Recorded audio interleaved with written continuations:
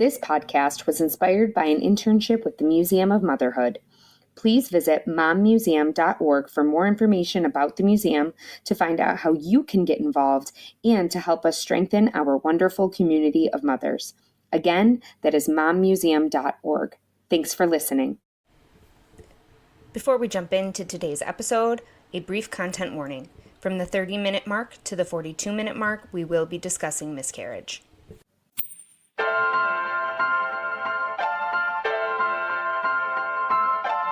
Hi, I'm Bethany. And I'm Amanda.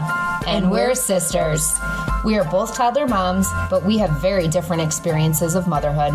So, we are on a mission to talk to different moms who all have different experiences. With a whole lot of laughter, tears, and probably coffee, we embark on a journey to experience motherhood through the eyes of others. Please join us on this journey as we explore motherhood through funny, loving, and very real memories. This is Mom Talks with my sister. Welcome. Hello. Hello. Welcome back to Mom Talks with my sister. Mom Talks with my sister. It's been a wild week for me. How about for you? Yeah, it's been one of those weeks where you're like, it's not Friday yet. I don't understand how it's not Friday yet. It literally, Friday feels like just never coming. It's never going to come. But you know what? It's tomorrow. So it's finally here. Yeah, we're less than 12 hours from Friday, which is pretty cool. We can make it. I'm saying. But that's good. You got anything going on that's fun and interesting that I don't know about? Fun and interesting that you don't know about? No. You know everything that's going on in my life all the time. We're all the same. But I'm really excited for my vacation next week. Vacation! I'm excited for you because what everyone doesn't know is that I talked you into this vacation. That is 100% true. I did. 100%. Thank you. Thank you. Welcome. I'm really excited. I'm going to the Moon River Festival in Chattanooga, Tennessee, and I'm going to see my all-time favorite artist, Hozier, for the fourth time. Amazing. And probably, I don't want to say this, but it's honestly probably the truth, the last time, because good for him. He has made it huge. And now he's selling out Madison Square Garden, and I can't afford that. Right. So I get that. Yeah. So who knows? Who knows? Maybe I will, but if this is my last time, this is going to be a good time. Good. I'm glad you have the attitude. You're going to go live your best hippie life. I sure am. Yeah, that's what you're going to do. Love me a folk music festival. So do you want to hop into mom moments for the week? Yeah, why don't you start? Okay. So this is a small confession. And again, you know everything about me, but the listeners don't know this about me. And it leads into my mom moment of the week. I am an avid book reader. I am always... No, not you. I am always reading a book, most of the time, more than one book. And I am constantly listening to audiobooks. So I love reading. I always have. And I don't remember if I told you this or if I told mom this, but when I was pregnant, I had a genuine fear that I was going to have a kid that didn't like reading. I remember specifically asking mom, what if he doesn't like to read? Aww. And mom was like, it'll be fine. And I'm like, but Ryan doesn't like to read. And she's like, and it's fine. And I'm like, it's not fine. It's not okay. But so this leads into my mom moment. We are now at the point where this child wants me to read him 15 books before bed. Mm-hmm. It is constant. It is, I finish one, he hands me another one. So have you ever read Jimmy Fallon's books, Mama, Dada? No, but they look adorable. So I own them and I will let you borrow them. They're I didn't know that. Oh, they're so good. They're really cute board books. They're very simple. The Dada book is it's all these animals, and the dad animal tries to get the baby animal to say dada, but instead of saying dada, the baby says meow or woof or ba, whatever the animal sound is. And I read this to my son often, and this evening when I was making dinner, Ryan comes up to me and he goes, "Babe, go and look at what he's doing." And I just go into his room, and his back was facing me. And I have a video of this, so I will share it with you, Amanda. But he is literally reading by memorization the Right. Dada book. And Love he's it. literally going, Dada, meow, Dada, woof, Dada, Oh.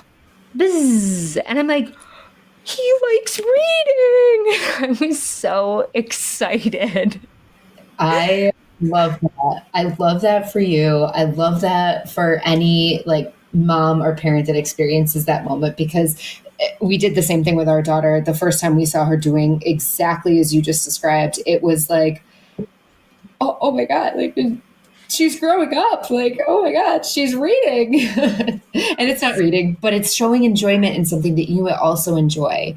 And like, I will say, and this is not a put down on anybody, but like, we are very similar, you and I, in the way that we parent our kids as far as books before bed, like no toys, but you can have as many books as you want.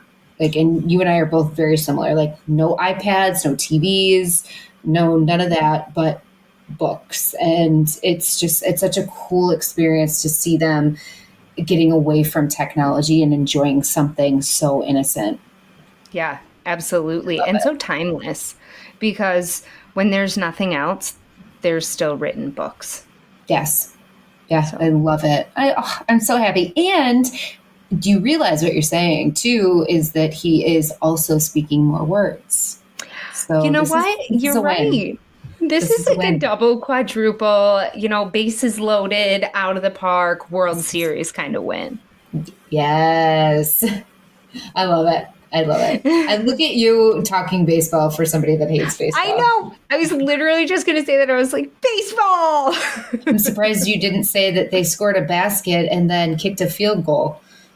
And then they volleyed the slam dunk. And the score was love.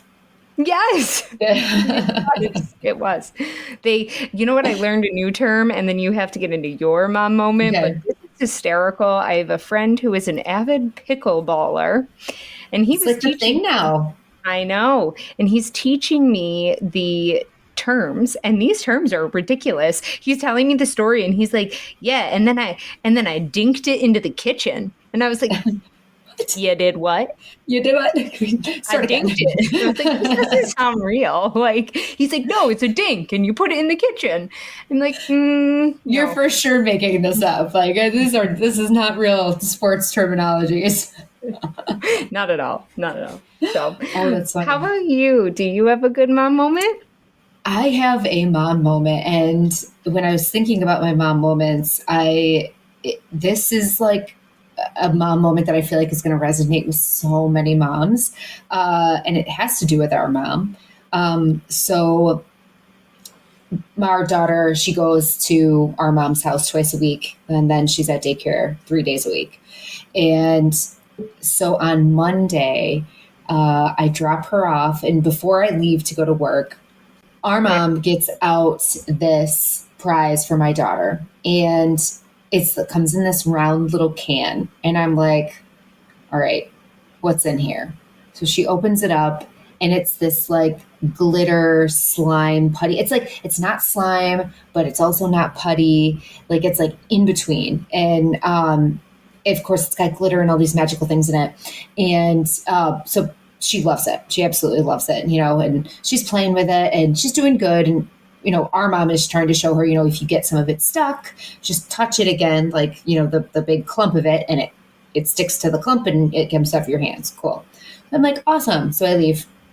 I go to work, and she's sending me pictures, and she's, oh, she's loving it. She's loving it. Great. Awesome. Then the end of the day comes around, and I get a text from our mom, and she's like, so something happened. And I'm like, okay, first of all, is everybody okay?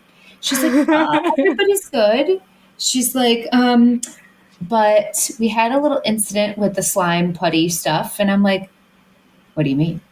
Like, I'm instantly going to, is this like gum in her hair? Am I going to have to cut her hair? Because anybody that knows, yeah, is that your first thought? That was my first thought. I was like, she put it in her hair. Yep. And everybody that knows our daughter, she has beautiful hair. She does. She has long, like past the center of her back, long, beautiful hair. And it's just, I'm not saying she has the best hair for a kid, but she really has great hair. She just does. Not many 3-year-olds, I think, have that type of hair. Anyways, so that's my first thought.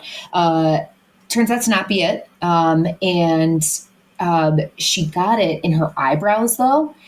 And our mom couldn't get it out. And it was on her like eyebrows and her eyelids. And so now I'm like, oh my gosh, there's going to be a rash. How do I get this off? Like our mom's saying that she took like tweezers and a comb and was trying to like comb it out. And, our daughter's, screaming and crying. And I'm like, why are we trying to comb it out of her eyebrows, her poor skin? Like, this is what I'm thinking. So I get home because my husband picked her up that day. I get home and I look at her and I was like, okay, I'm just going to try this and we'll just see how it goes. So I had her sit on my lap. We kept her calm. And I just got a cotton ball with some rubbing alcohol.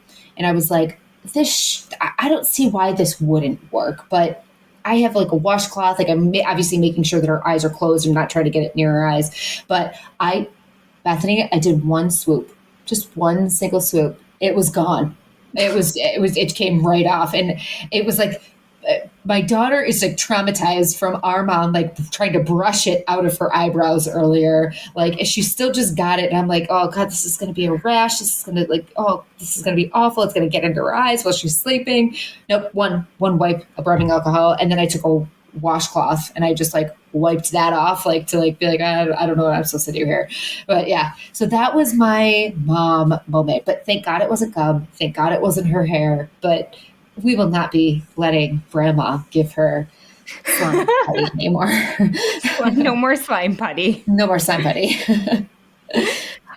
All right, let's get ready to introduce our guest for today, shall we? Okay. Today's guest is Missy Yandow. She is a mom of 3, and today she'll be sharing her experience of gaining confidence as a mom, building a business with young kids at home, balancing the work-life balance with no boss to give her deadlines, encouraging overwhelmed moms to reach out for help and find their village. Missy describes herself as basically your best friend in your back pocket.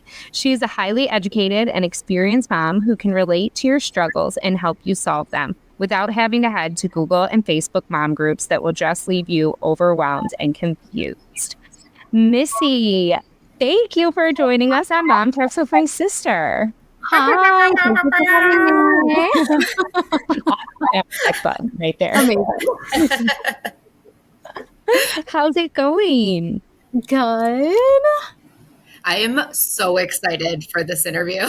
I cannot explain how excited I am for this interview. I'm excited too. I was just like preparing and I was like, I just can't wait. Let's just do this.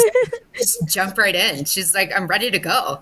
I was really thinking about this and how crazy it is that so far everyone we have interviewed have been pretty good friends of ours or family members of ours. And just in our small village of people, to use Missy's village term, like how many different experiences of motherhood we have been able to find. Like, it's crazy. Yeah. We'll like actually circle back at that later. Okay, perfect. No, we will. This might end up being like a 2-parter episode. Like, I don't know if it will be, but it might be. I definitely think that it could be. And once we get talking, it just goes. I was going to say I'm a bit of a chatterbox, so... You fit in perfectly with us. This is why you're family. I have no filter, and like I don't sugarcoat anything, so... I love that. And that's why we're here, right? Like, there's been so many experiences of like, I experienced it, Amanda experienced it, like, of people telling us like the easy parts of motherhood and like the things that are like glamorous and that you want to share. And what all we ever wanted was just the truth, right? And it's just like, that's why we're here to like spread the actual truth of motherhood. It's not always great. No, it's really not. Plus, Missy is a total lifesaver. So I just have a really quick side story. So when I was pregnant with my daughter and it was like almost go time and I was like packing the bag for the hospital, the person that I knew would have the answer for me, I texted Missy and I was like, okay, I need you to get real with me really quick because I have like 8 suitcases of things. I am reading all of these things online that, oh, you're going to need the boppy and you're going to need this and you're going to need that and you're going to need like 12 different pairs of clothes. And I was like, Missy, really, what do I need? And she was like, listen, I have just ended up just bringing like a change of clothes, something to bring the baby home in. That is it. And I was like, all right, so my 8 suitcases just went down to 7. Thanks, Missy. She still brought 7 suitcases. Oh my gosh.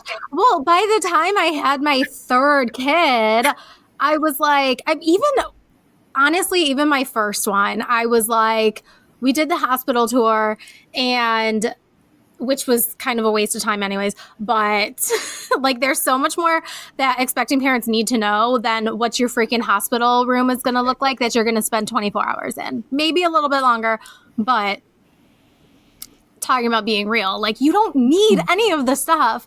It's all just good marketing. Yes.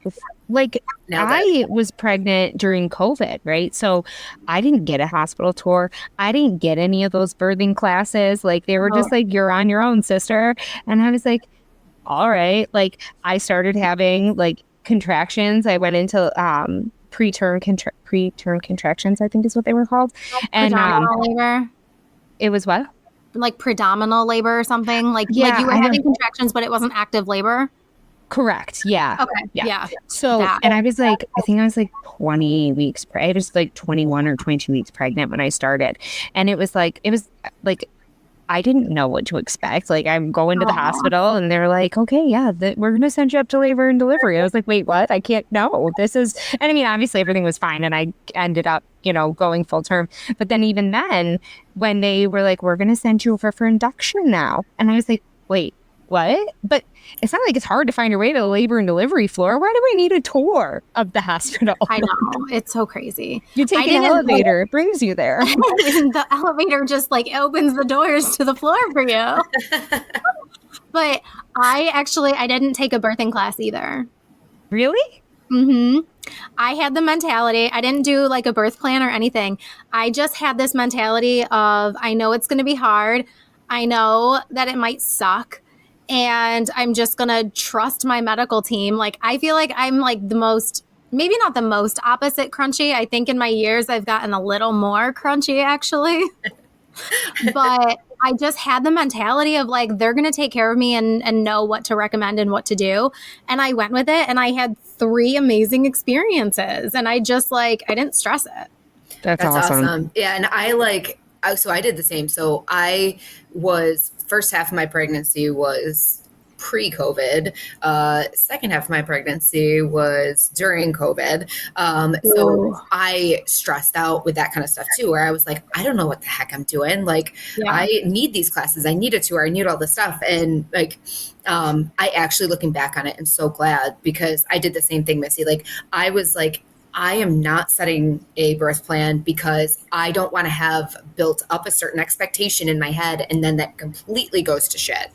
But yeah, so like I was just like, I'm not going to build something up in my head. Like, but I didn't realize that like a lot of times like parents will bring in like a speaker, just a Bluetooth speaker. But yeah, so like I didn't realize that people like brought that kind of stuff and had like Zen music and stuff in the background. When like we started, the nurse, like when we started pushing, the nurse was like, do you have any music you want to play? And I was like, do you have any that you want to play? I don't know. Like So believe it or not, guys, the day I found out I was pregnant, I wrote a birth plan. Bethany is if I can try to have control, I will be in control. That's good too. I mean, if it works for you, it works for you. But it wasn't like, some people, like, especially in like the movies and stuff, they show people with like a binder size, like birth plan. Yeah, no. Mine was like 1 page long, and it was just like, this is the ideal, right? Like, ideally XYZ. And then it was also like, I don't want to, because we live around a teaching hospital, and I didn't really want to be a public spectacle because, like, I mean, I get it. Everyone has to learn, but you don't got to learn on me. Like, there not that many people need to see my lady bits. Let's That keep it is to so a minimum. funny because I'm so opposite. So am I, Missy. I literally, like, there were 25 people in the room when I was giving birth. And in my mind, I was like, I don't really care. Like, absolutely not would like my family members or my in-laws be in there other than my husband. But like medically speaking, I was like, listen, the more the merrier. If you gotta learn something and like you can learn it here, have at it. No. Missy's like, enjoy the show. Like the one thing that was really cool when I had my third was that they literally had like stations set up where like the students were coming in and like assessing and studying my placenta and the umbilical cord. And I was like, oh, cool, show me. Like, oh, what can I learn here? Pretend I'm a nurse for a day. Do you know what's funny? Like, so not that I had that. I had a couple residents that were kind of like making their rounds when I was giving birth. But then after, our nurse was awesome. Like, I just need to shout out Crystal. She was amazing. Truly, I don't think I could have done it without her. But at the end, she had the placenta like in like the we'll call it Tupperware. I don't know what else it was. And she was like, she like held it up and she's like, you want to see your placenta? And I was like, kind of, yeah. Can I? Like, yeah, it's so cool. Yeah. I mean, it was just kind of in there. And I was like, that's so weird. Like, that's all I wanted. I just wanted to view it. I didn't need anything. Yeah. You didn't want to take it home and eat it? No. Some people do. Made into a necklace or something. No, that's, you know what though? If that's your thing, you do you. Right. 100%. The only thing I maybe would have gotten down with in terms of like the placenta ingestion, is like if they made it pills, then it would be a little less ick for me. Sure, but I never even thought about it. I was like, just study it. I don't care. I didn't know that people did anything with it until I was pregnant. Then you start reading all the things. So like, I mean, it's like anything else. If you decide to Google something, no matter what it is, you're going to get the good, the bad. You're going to find things that you're like, oh, okay, this is all right. People do this. Okay. Yeah.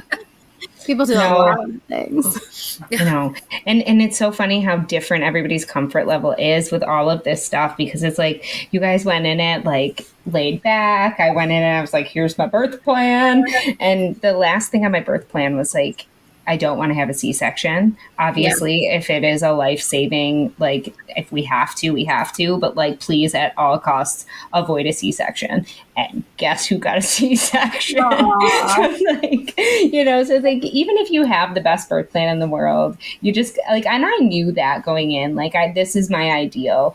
But you do what you got to do, and and you come out the other side. And I had no one offered me to see my placenta. Great. Thank you so much for that. I would have been like, no. Horrified. I told the nurses, like every single time, they're like, do you want to pull the baby out? Do you want to mirror? Do you want to watch? Like all the things. And I'm like, I don't care what happens right now. You just wipe off the face so that I can kiss not my insides. Yes. That's how I felt too. Yes. That's it. I felt the same exact way. I told them, I was like, when he comes out, like, I want him to be quickly wiped down and just like wrap him in a blanket and give him to me. Like, I was not very comfortable with the idea of like doing instant, like skin to skin. I know that's very important to a lot of people, but for me, I was just like, he's going to be so gross. I don't want that on me. Like, so it's just like wipe him down, cover him up, and then I'll hold him. It's fine. Just give me like some face. Give me like a good a good clean spot. Exactly. Someplace I can kiss that's not bloody and whatever else is happening down there. But I asked every single doctor if I pooped every single time. And every time they were like, no. And I'm like, can somebody just tell me the truth? I know everyone poops when they give birth. And every single person, they're like, no, seriously, you didn't poop. And I'm like, sure, okay, whatever. Right. I didn't. How do you know you didn't? Because I told. Okay, so a couple of things. One, I didn't really eat much before. Like it would kind of all happen so fast, and I hadn't eaten that day, and then we got to the hospital, and like I was nervous, but I was actually much more laid back than I thought I was going to be. And they were like, "You have to eat for some energy," and I was like, "I'm not hungry. I want this thing out. I have so much heartburn right now that like food is the last thing that I want." So I told my husband, I was like, listen, like, I didn't realize when we started pushing how much you're actually like going to see down there. Like, I was like, I thought you were going to be up in my head. Yeah, you were. It was all happening. And you know, he's like, no, he goes, I swear to God, he goes, you didn't. He's like, you didn't poop. And the nurse told me too. She was like, and I mean, it's totally normal. Like, you know, it's totally normal for it to happen. And I thought I would probably care if I did. And I think looking back on it in that moment when you're actually giving birth, nope, all those things you thought you would care about, you don't. Literal no shit given. No, I cared very much. What is happening here? I cared so much. Okay, so speaking of being induced and not eating, I got induced on a Wednesday morning. It was like noon when they induced me. I went in at like 10 a.m. They induced me at noon. And well, they started with like the misoprostol, whatever. It took forever. He didn't end up coming out until 9:30 on Friday night. So Wednesday night, we're starting the medication, and I'm like, babe, I'm hungry. And he's like, all right, what do you want? And I was like, I want sushi. And he goes, are you sure that you want sushi? And like, I just have to asterisk this. I ate cooked sushi, so nobody bite my head off, please. I swear.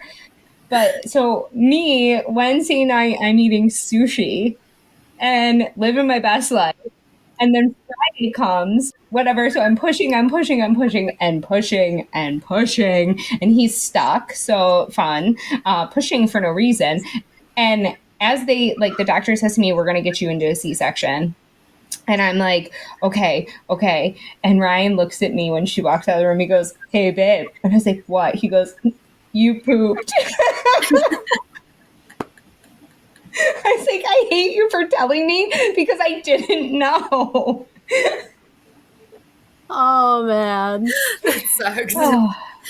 So it figures that you were the one that cared and you were the one that did it. And Missy and I are the ones that did not really care, and we didn't. Man. Such is life. Murphy's Law. So, Missy, can you tell us a little bit about your family? Yes. So I have 3 adorably bratty children. They are 6, 8, and 9. Actually, the other day, so I have boy, girl, boy. And my daughter is 8. And she's like, I straight up told her, I said, you're being a brat. And she goes, what's a brat? And I was like, I don't really know how to define that. So then she goes and asks Google. And Google says something about like somebody who doesn't behave or somebody who misbehaves often. And she goes, I am so not a brat. And I'm like, Exhibit A. No. But they're really at these fun ages. They're sweet like 60% of the time. And they're just at that point where like they bicker a lot, and like bickering seriously pushes my buttons. Well, the funny thing about having kids is that when they do things, like even if it's just like liking a food, not liking a food, or having a certain reaction to something, I'll be like, oh, you are definitely my kid. And then other times when they do something really annoying, I'll be like, ooh, that's a daddy gene right there. Yes. I am But, like, 100% guilty of that too. oh, all the time. But then like now we just like turn it into like this big joke. And I mean, my kids have stinky feet. Like it's just it is what it is. And like they're in socks and sneakers all day and they stink up rooms and I'll go in there and be like, "Oh, was daddy in here?" Like there's definitely some daddy feet going on. And then like Tim will be in the other room and be like, "It's mommy's feet." But it's fun to just see like what they got from each of us and like just who they are naturally. Like it's really cool. It's a cool thing to have kids. See, I love that too because we're not there yet. Like we are in the toddler stage. So, and like we are obviously like our kids have personalities and they're becoming who they are, but like we're already seeing that change. Like, I'm like, oh, who you look like, or, you know, mannerisms, or, you know, like my daughter loves princesses and glitter. And I'm like, oh, you are so my kid. Oh, that's funny. Speaking of your family and having boy, girl, boy, on a little bit more of a somber note, you did experience a miscarriage. And can you explain kind of how that affected you as a mom, as a business owner, which we haven't even really got into yet? Yeah. No, I'll go back. Okay. So I always knew, like my husband and I always had like this goal or like vision or plan of having 3 to 5 kids. And we had 2 and we had them very close together. They were 15 and a half months apart. And we did that on purpose. So many people are like, "Oh, she was an accident." No, she wasn't. Cannot stand when people say that. We wanted them close together because we wanted a lot. So I have been very lucky in the fact that I've gotten pregnant very quickly, all 4 times that I've been pregnant.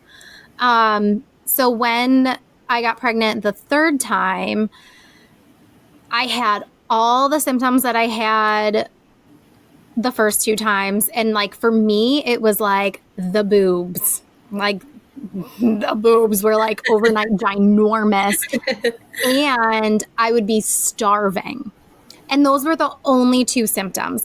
And it came to a point where I was like 7 weeks.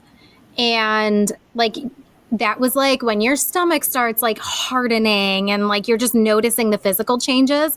But I noticed like, oh, I'm not really having those symptoms anymore. So I kind of just knew something was off.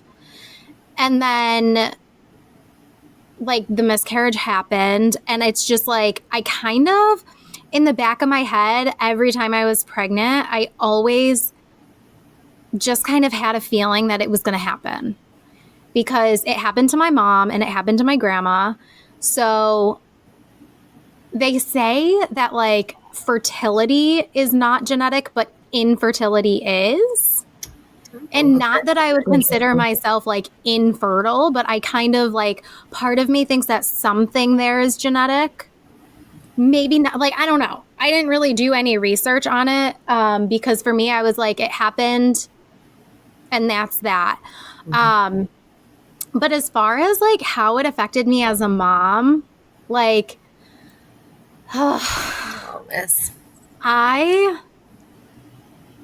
there's so many things that change you.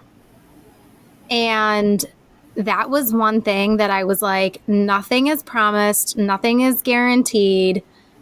And like, you never know when something is going to affect you. And you never know what communities you're going to be a part of until you are. And I was like very private, actually, about my kids, my family, everything up until this happened. And when I saw on YouTube, like so many other people sharing their stories, I was like, this needs to be something that's not so taboo and not so like secretive. And I remember when I told my parents and like, they were just like, okay. Like, it was just like, okay, move on. Like, it was very uncomfortable. Like, don't talk about it. Just almost like it didn't happen. Like, we're not going to feel the emotions. We're just going to move on. Yes. And we know that that's not me. And this is why Missy and I are friends. I am a very feel your feelings and emotions kind of person. And I wear my heart on my sleeve. Like if I'm upset, everybody around me can feel it. And so I did put it out there in the world, and I was just like, this happened and it sucks. And the number of people who reached out and were like, oh, it happened to me too. It happened to me too. It happened to me too. And like, holy crap. Yeah. But like just having that support and that village and community was really helpful for me. Because there's a lot of people though that like are very not helpful in that kind of situation, and like, oh well, you have 2 other kids, so it's fine. Like, oh God, I could not imagine saying that to somebody. no. there are things people said, and I'm like, oh, okay. You're fantastic, aren't you? You're a great person. So much for yeah. contributing. Yeah. But I think like there was a point in me being a mom where I like completely switched from this is our schedule, this is what we do, this, and this, to I'm just going to love you because I can. And I'm pretty sure that was that turning point. But also, like, personally, like, that was the turning point where Tim and I were just kind of like, let's just have one more and see what happens. And during my entire, like, Joshua actual third born pregnancy, I was so anxious, and like every twinge, every cramp, every ache and pain, everything, I was so anxious, and I was like, I'm going to lose him. And after that, I was just like, okay, I think I'm all done. Like, no more babies. We're good. So I can't imagine like how stressful that has to be, because like, I mean, when I was pregnant and I didn't know like anything different, I was anxious enough with all those things, but having lost one and going into another one, you know, that's oh, I can't imagine the anxiety. It was tough. Yeah. I think it's one of those things too that, like, you know, just, I mean, I've known you for a very long time, and you've always been a very, I don't want to, not outspoken is not the right word, but you are who you are. You are comfortable with who you are, you know, type of person. Do you know what I mean? The term many people use to explain me is just unapologetic. Yes. That's perfect. That's amazing, because Bethany and I have spent our entire lives trying to figure out who we are and being comfortable with who we are. Yeah. And apologizing the entire time. Mm-hmm. I still do it, and I still have people tell me, stop saying sorry. And I'm wait, like, and then when they're like, stop saying sorry, you're like, I'm so sorry. it's I'm sorry, but people keep telling me.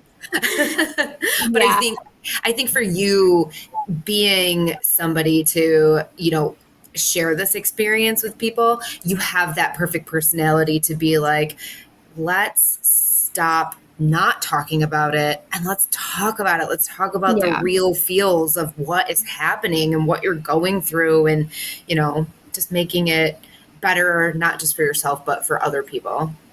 Yeah.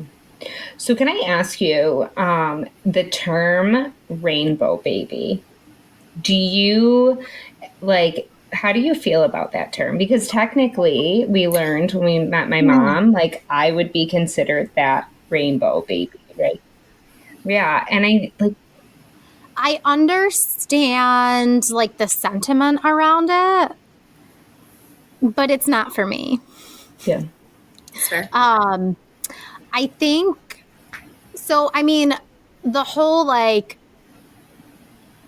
I guess reason for using that term is like, so the rainbow comes after the storm, but like, is the storm ever really over? Like, is there ever a day where, I mean, now it's been 7 years for me since I had the miscarriage.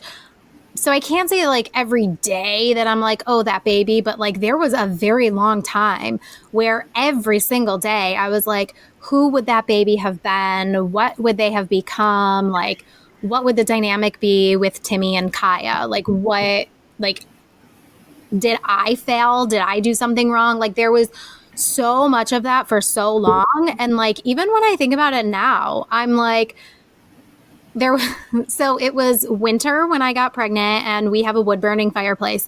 And for a very long time, I guilted myself for lifting too much firewood to bring in the house and like made myself feel like that was why I had a miscarriage, was because I lifted too much. And so like stuff like that will come up once in a while. And I'll be like, did I eat a raw egg? Like, did I do something wrong? So like, I just don't think that there's ever, like, you're never through the storm. So like, how is there a rainbow? Meh. Yeah. I don't know. It's one of those things that I think only someone who's been through what you've been through can explain it that well. And it's almost like that other term, like learning how to dance in the rain type of a thing, like Right. where it's like your storm's not over, but you learn how to live with it type of a thing. And it's like that grief where, like when they say you lose a parent and people say like, oh, does it get better? No, it doesn't get better. You're never going to stop missing that person. You're just going to learn how to go through life differently. And like, it's very similar in that sense. And like, we have done things to remember that baby. Like we've released balloons. We have, Tim's parents have like 50 acres of land, and they've made trails that have all the kids, like their grandkids' names on them.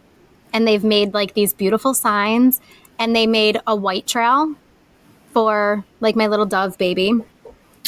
And yeah, so like there's things that we've done, and like every year around, like this baby would have been born in October, just like me and Timmy. And so every year I'll go do like my own little hike on that trail and just kind of like do my own thing to kind of celebrate that was, I mean, maybe it wasn't like a viable life, but I still consider it a life. Mm-hmm. Yeah. You know? Yeah. I love that. Yeah. I love that you still celebrate that life, and you still remember, and it's not just, gone. Yeah. And I think that you are doing everything that you can in your power and, your being to make that dance in the rain. I don't know how else to say it. Yeah. No, it makes sense. So Missy, next question. I don't know the full answer to this question, so I'm really excited. Ever since we met, like middle school, I knew like from like the moment that we became friends, you always wanted to do something with your life with children. You have always been passionate about being a mom and just having some kind of a career with children. So do you remember the first time that you knew you wanted to pursue a degree and a life with children? Yeah. So it kind of just always was. Even when I was like, I want to say somewhere between 3 and 5 years old, I had a fake pair of glasses that I would wear because all teachers wore glasses, right? And I would just like carry around my notebook and pen, and I would just like pretend that I was the teacher all over the place. And when I was 12, I started teaching dance classes at my dance studio.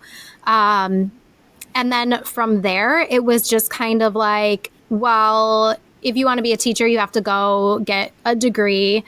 And so I started my early childhood degree thinking, like, I guess I never, like, there wasn't a specific point where I was ever like, am I not going to do this? Like, I always wanted to be a teacher. And the funniest thing about it is that I absolutely hated being a teacher. I hated it because, so I was teaching like young kindergarten, like young 5-year-olds. And I was told that if my kids weren't writing their names before kindergarten, that they were behind. And I was told that we were doing too much playing and that I had to do these like insane assessments. And I was like, no, that's just not cool. And I was vocal about it. And I was teaching in a Catholic school with very old school people. And then the principal had pulled me aside and goes, "You might want to walk on eggshells around here." And I was like, I don't do that though. And I'm going to run my classroom the way I want to. And my kids are going to play. And it's going to be a great year. But I mean, it ended up getting a really good response from the parents. And I went from like teaching a half day program for these kids to creating a whole full day program for these kids. And it was like, that was kind of like my legacy there. And then once I had Timmy, I did try to go back to teaching, and he never slept at daycare. It was a terrible experience. And then I decided to just stay home because who can realistically afford childcare on a teacher salary? On any salary. On any salary. Yeah. And we knew we were going to have more. So then we were just like, all right, well, we'll just stay home and I'll figure it out. And I had this guilt at that point too. I guess I carry a lot of guilt because I had this degree. I just had this guilt of I have this college degree that was not cheap. And I didn't want to not utilize not only like my knowledge, but like, this is going to sound so cocky, but like, I know that I'm good with kids. So that's confidence, girl. Yes. Yes. So like, I didn't want to just like sit at home and like just keep it to my own kids, which was great. It was fantastic, but I just felt kind of useless. And so like, I really started searching, like, how can I actually be a resource for parents who might not have the village. They might not have the resources. They might not have parents that can just take care of their kids for them. And I just like, I knew that I needed to do something meaningful. And in that way, like teaching just wasn't that for me. Like it was meaningful, but it was like textbook. It was meaningful to someone else's standards, not to your own. Yeah. So essentially what I'm hearing, Missy, is that you just need to open up your own school. No?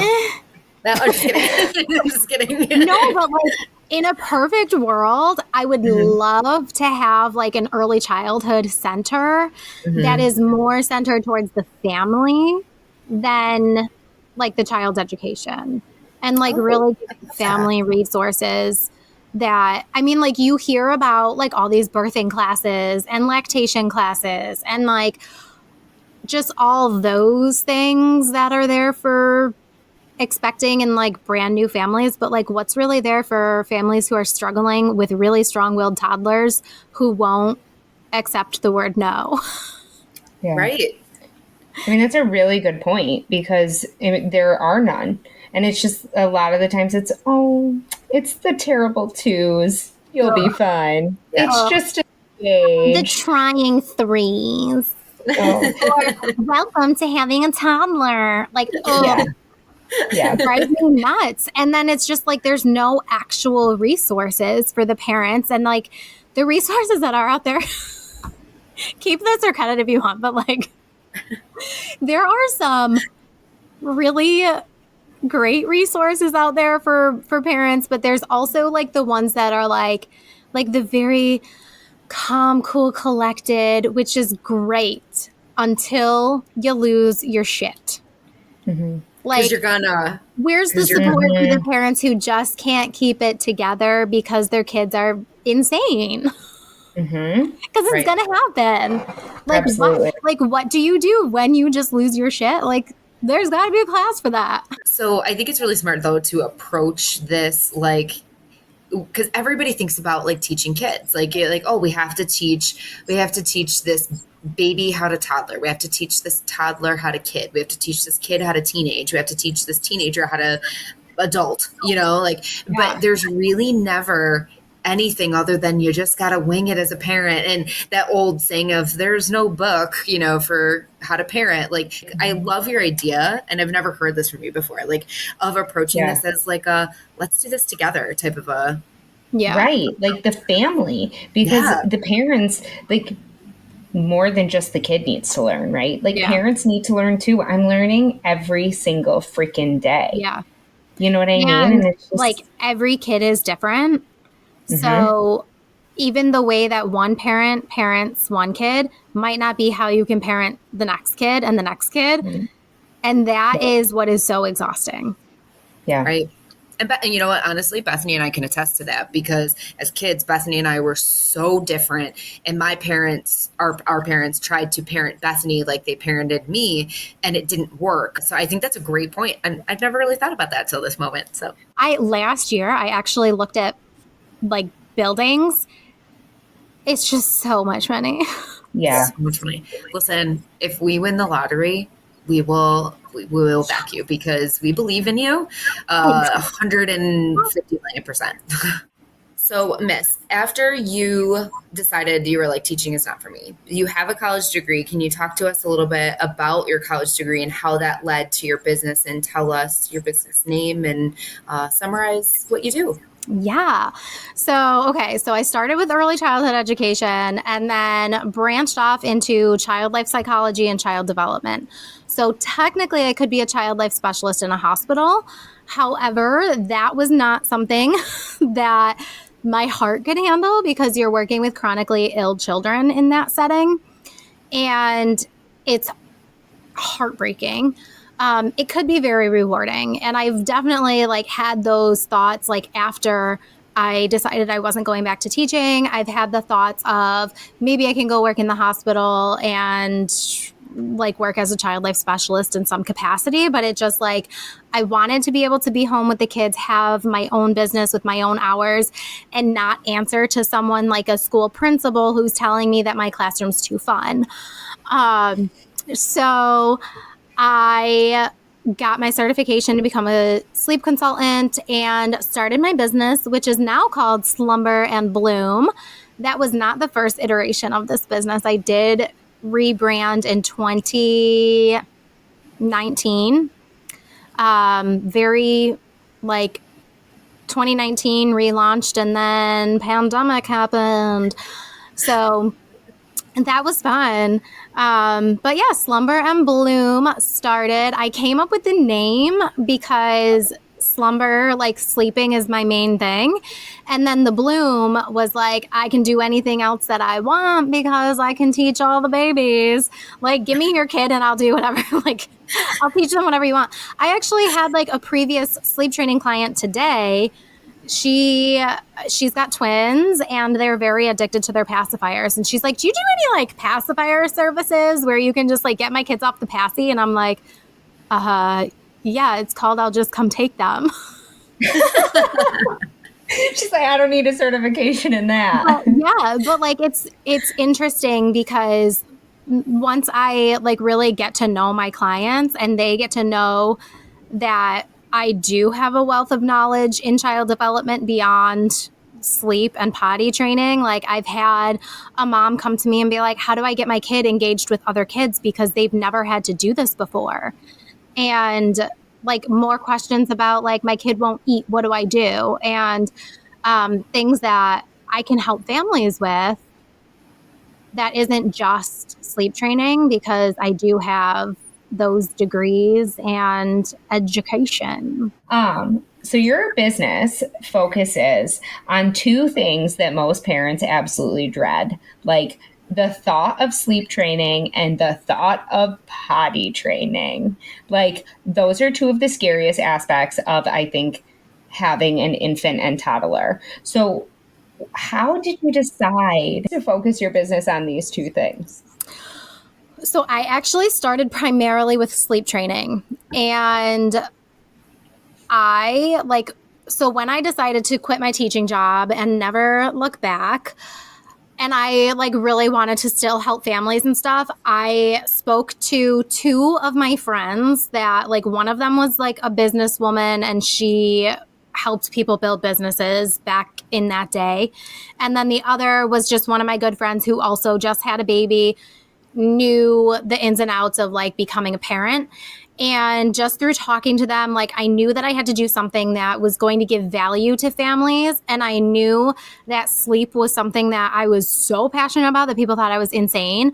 Because, and I know, like I touched on, like I was so regimented in this is the schedule. You will not take my child overnight if you do not adhere to their schedule, keep them on schedule, and do not put them to bed 1 minute later. And then when I found that sleep consulting was an actual job that I could have a certification for, an actual training on how to teach other families how to sleep train their kids, it was like a light bulb moment that I knew this was something I was passionate about, and it had to do with children, and I was helping families, and it was providing immense value for people who may not have the resources or like the stamina, I guess you could say, to like sit here and research and figure out what's best for their family. So I'm like, ooh, I'll do this. And I remember my husband and I were like, looking at how much it was going to cost to get my certification, looking at how much I would have to charge per client, and if it would be worth it. And it was just like, it was an easy decision. And so I started with that. And I was not as like business savvy. I was like, oh, this is going to be great. I'm going to be able to help so many people. And I thought everyone was just going to come flocking. And I had no idea back then that like sleep training would be controversial, or that some people would be like upset that people would sleep train their kids. But I was like really chill about it. And then it really did start picking up traction. And I was like, wow, like this is really helping people. Like the reviews were just like incredible. And I was like, I want to help more and do more things. Meanwhile, one of my children, who will not be named, was having a 2-year battle with like symptoms that the GI doctor was calling like IBS symptoms. And it was 2 years of constipation, withholding, like painful poops, so much potty drama. And it was way after the fact that they were already potty trained. And it just like happened. And it was honestly, like it was traumatic for the whole family. And I didn't want other families to ever have to go through that again. So then, of course, like I go back to the drawing board, found out there's certifications to teach kids how to potty train. And I took 2 of them because I needed to know everything there was to know about teaching kids to pee and poop. And especially like when there's such, like in between like sleep and potty training, like there's such a fine line between this is a medical concern and this is a behavioral concern, that having that education was really important for me. And I just like, I didn't want to just stop with sleep training because I knew that there was more that I could offer. Like I have these degrees in child psychology and education. I didn't want to just be like, I'm a sleep expert. Like I know a lot more than that. So Yeah. So I just like wanted to be able to give a lot more than that. So can't stop, won't stop. If I find something that I think I can help families with, I'm going to. I love that. So Missy, the families that you work with, you have worked with so many, including my own, which I can attest to. Missy's potty training program was unbelievable. Thank you. I reached out to Missy, obviously, because my daughter was like, she knew what she was doing, and we were right there. And it was like months of like, girl, you got this. I know you got this. You know you got this. What are we doing? Like, and it was almost instantaneous following your program. Do it And the Slumber and Bloom way. The Slumber and Bloom way is the only way. Let's just have a conversation about it. But even now, like, so my daughter, she just turned 3, and I don't even have to worry about her having nighttime accidents. I mean, Yay. I'm sure it'll happen once in a while, but like, when she's got to go, she gets up and says, Mommy, I have to go. And we go to the bathroom, and then we go back to bed. And I'm going to knock on wood, but I literally cannot tell you the last time she had an overnight accident, and she's 3. Amazing. Yeah, I know. It's unbelievable. So anyways, that's just my little, like, let me just like throw this in there for people. But you work with so many families. Live review. Yeah, live. Appreciate Yes, and it's it. real life. It's real life. But you teach so many families, but I'm sure that you also learn things as you have been working with families, and you've taught different, things to different families, from pacifiers to sleep to potty.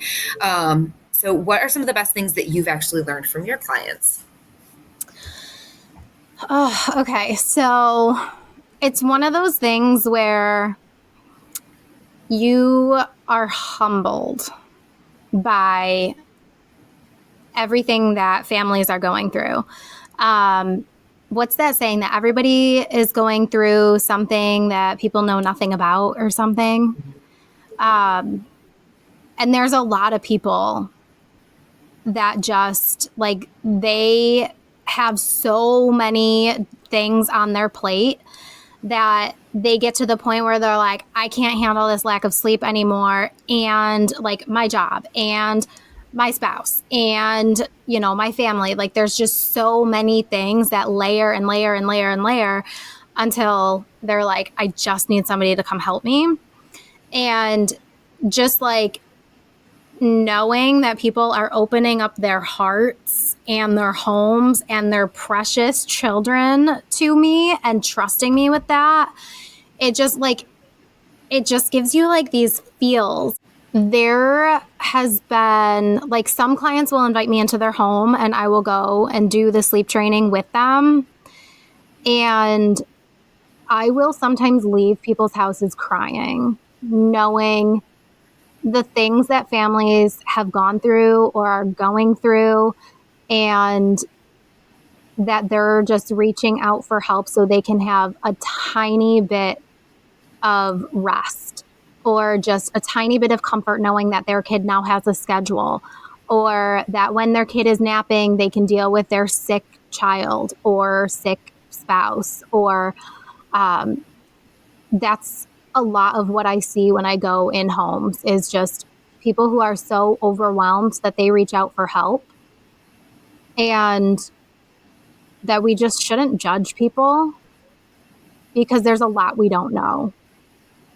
And I'll tell you, like, there's a lot of parents who get on the phone with me and they're crying and they're like, I just don't know what to do. I'm failing my kid. I'm failing my life. I'm failing as a parent. And knowing that so many parents struggle with thinking that they're not good enough, it just kind of makes you take that step back and just realize, like, we're all doing the best we can with what we have. It's tough.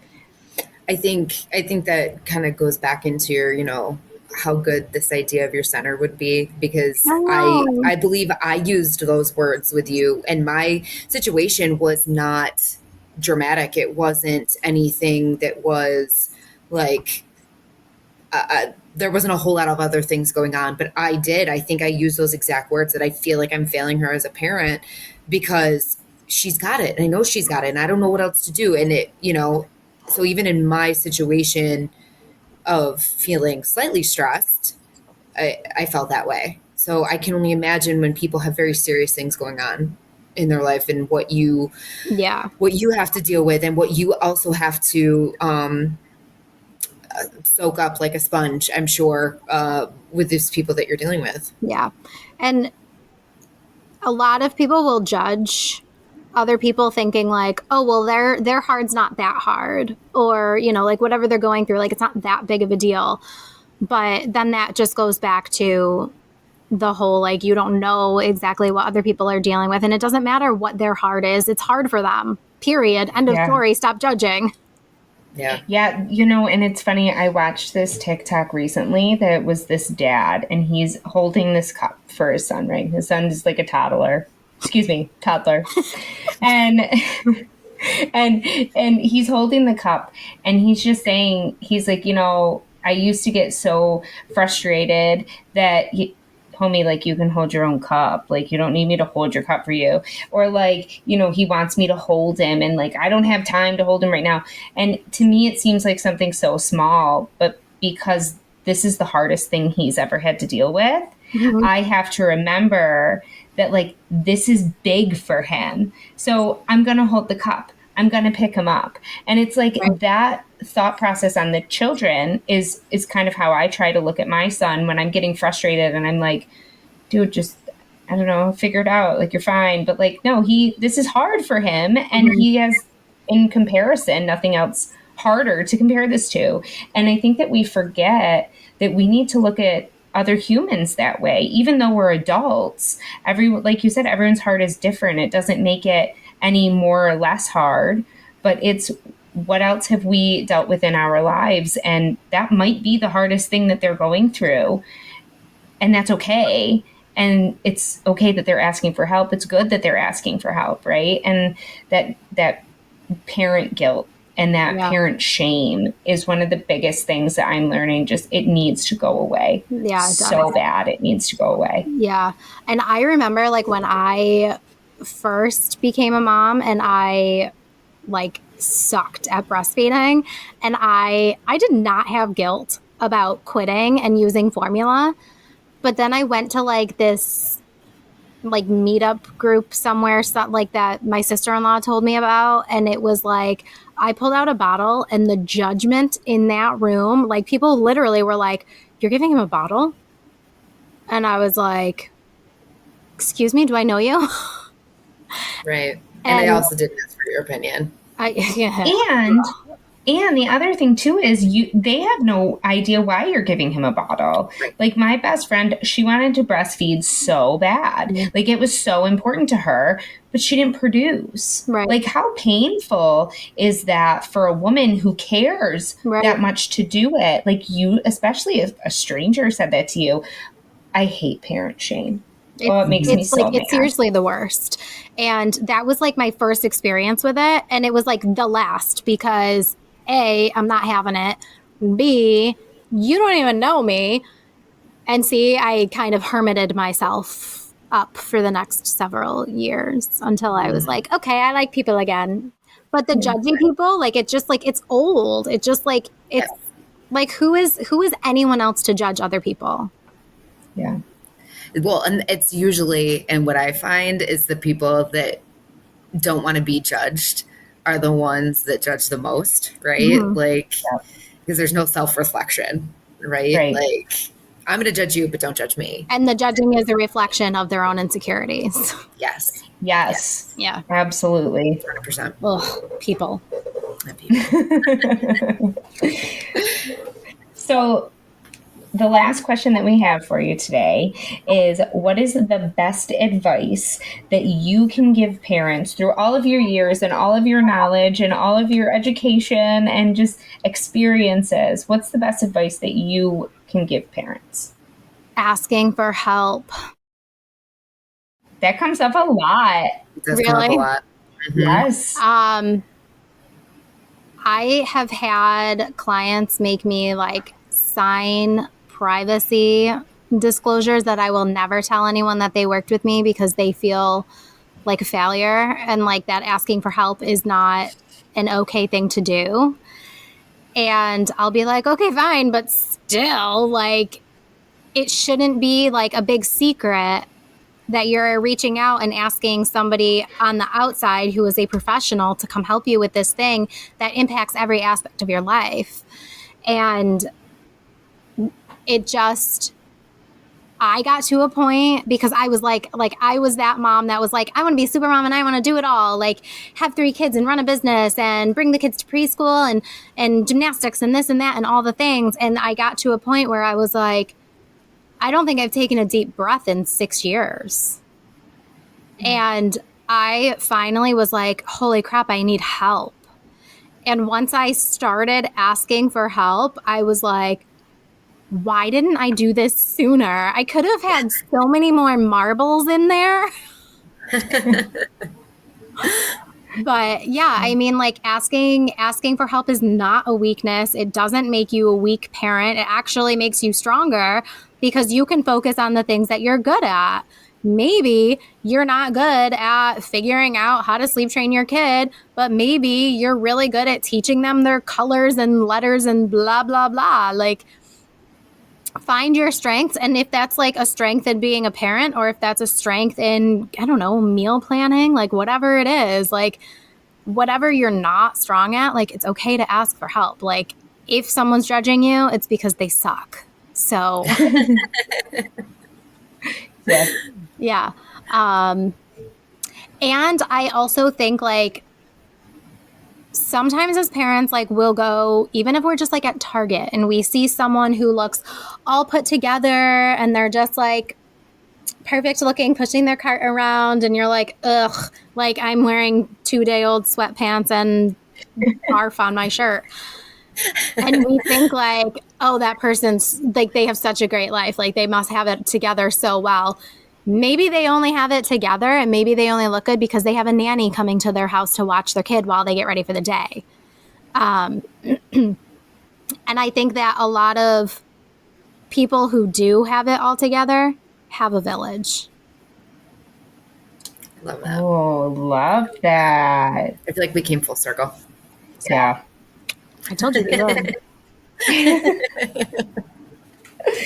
So before we wrap up, we have one thing that we like to do. We call it our Ask a Mom segment. Okay. I love Ask a Mom. This is my favorite part.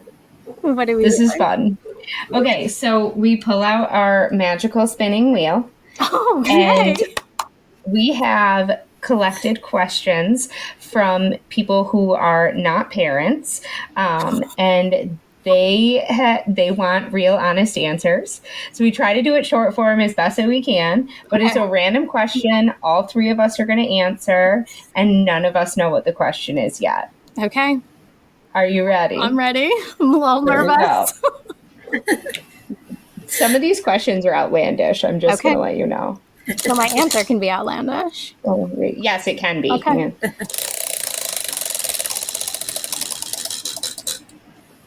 Question number 19. Okay, give me just a moment.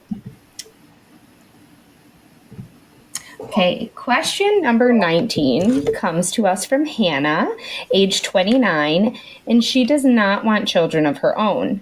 Her question is, do you have any phrases that your parents used to say to you when you were a kid that you notice that you are now using? In parentheses, have you come full circle? Which brings us back full circle. On the flip side, are there any that you are purposefully avoiding? Who wants to go first? I know of one that I literally said yesterday to my son who was trying to pull a fast one over me. And I did the, do you think I was born yesterday? And as soon as I said it, I was like, shit. My mother just came out of my mouth. Why did I say that?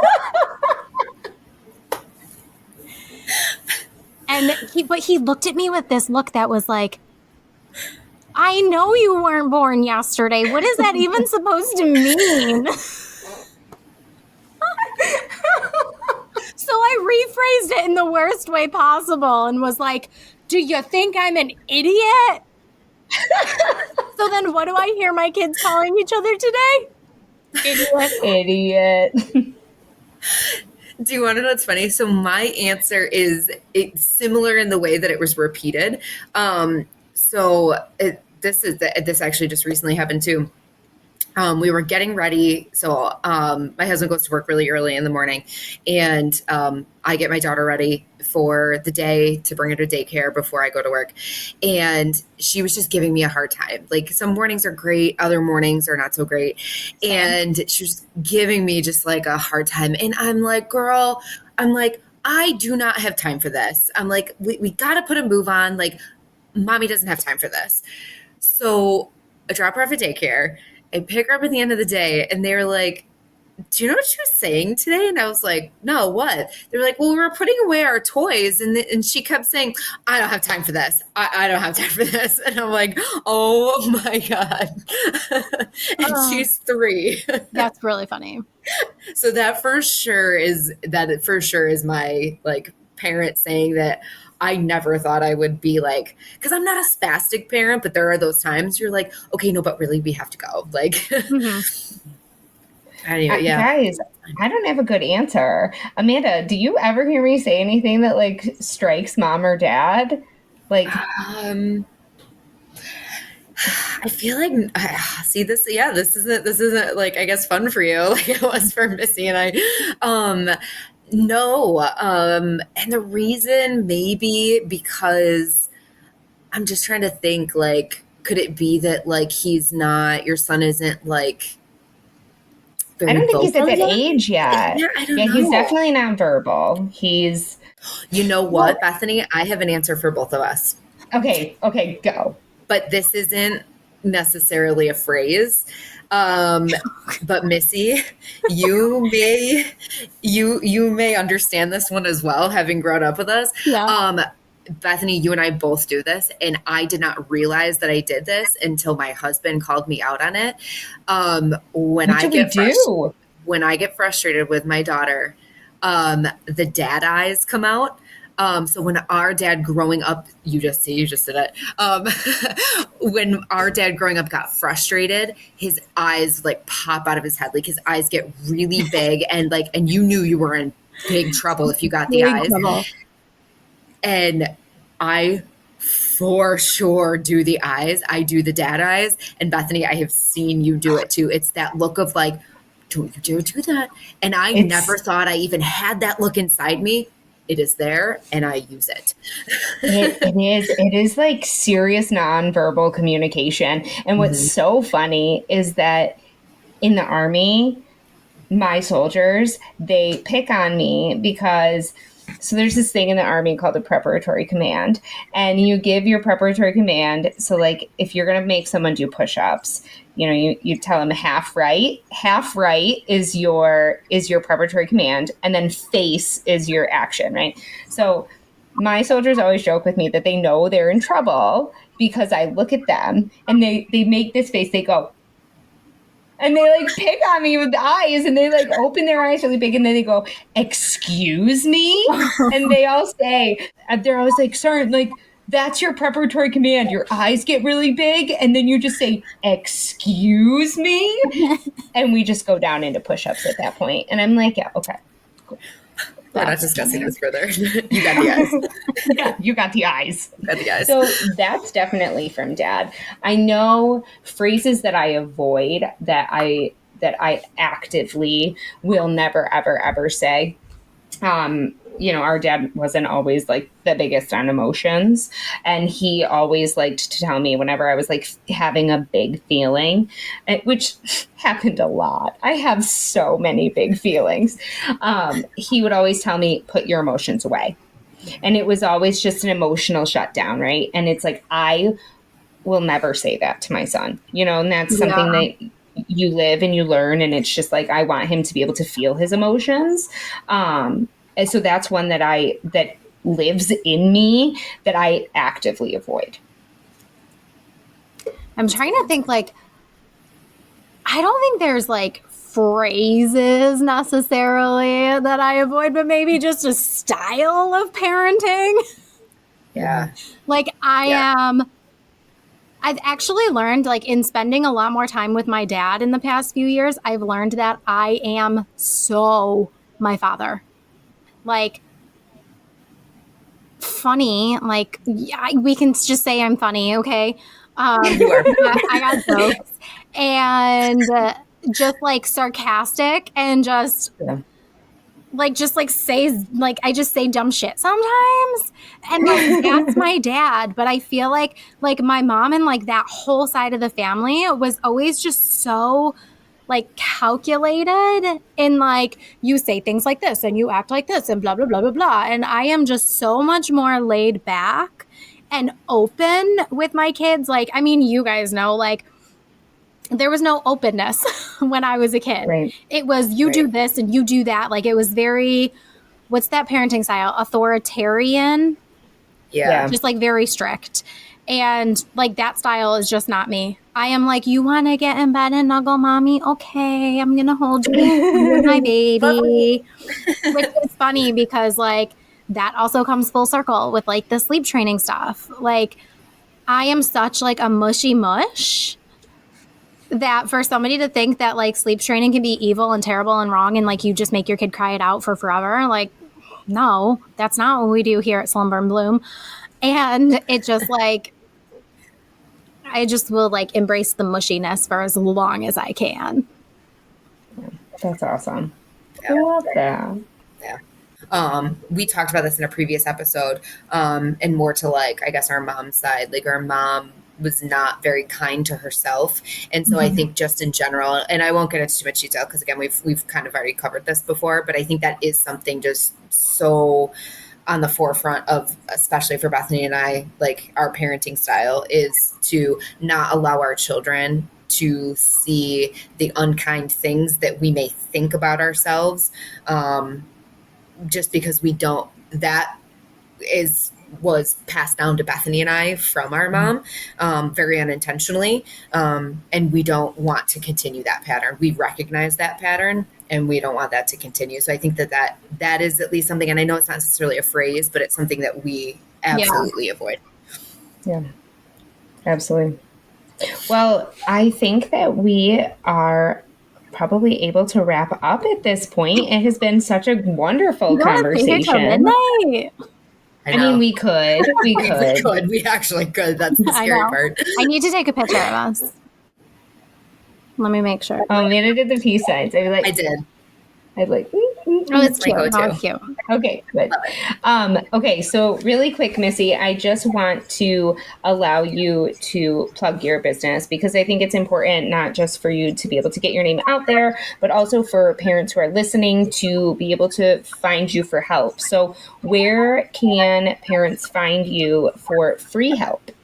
So free help would be on YouTube, and that's youtube.com/Slumber and Bloom, or just put Slumber and Bloom in the search, and I'm like everywhere. I have so many videos on there that really just answer your questions. Like, just type in your question, Slumber and Bloom, and there's probably something there to help you.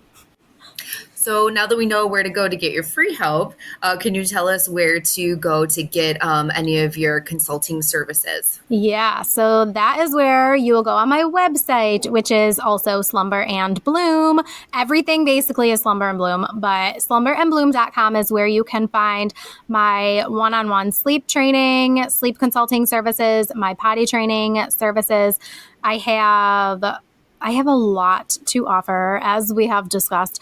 I have courses that you can do self-paced. I have guides that you can download and read through.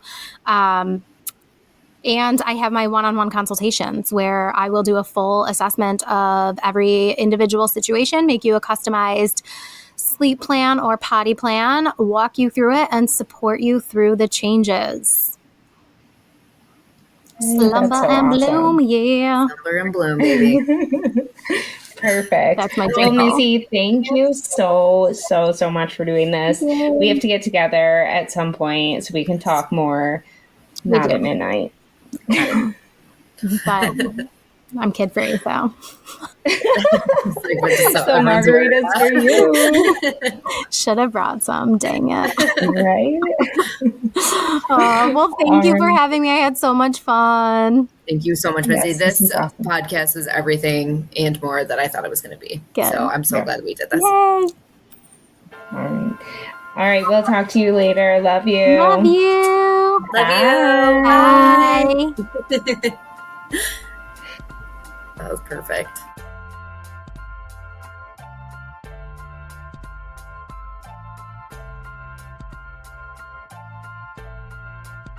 Don't even get her started on room or roof. No, I don't say roof, but I do say rum. Oh, room. Like what is rum? Like the drink? No, like go to your room. Go clean your room. And you were raised in the same house. Yeah. My parents tried to parent me like her, and it just didn't work. That's what happened.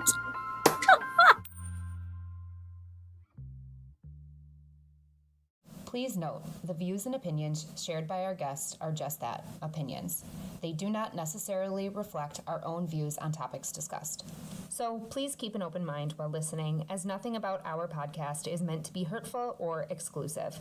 Thanks for joining.